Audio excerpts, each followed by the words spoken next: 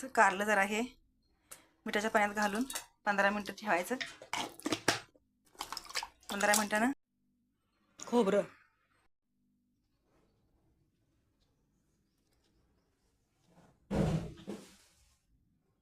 हा गुळ आहे, मीठ, शेंगदाण्याचं कूट, तीळ आणि ही लाल तिखट आहे,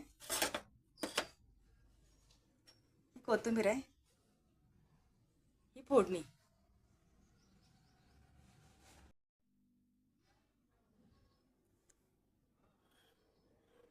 असं कारलं भरून घ्यायचं, मंद आचेवर तळून घ्यायचं. हे असं कारलं मंद आचेवर तळून घ्यायचं.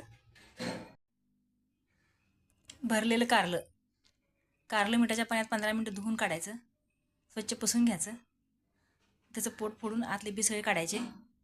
शेंगदाण्याचं कूट, तिखट, तीळ, मीठ, कोथिंबीर आणि कांदा व्यवस्थित तेलात फ्राय करून घ्यायचं. सगळा मसाला एकजीव करायचा थोडासा गुळ घालून आणि आत भरायचं आणि मंद आचेवर हळूहळू तळायचं.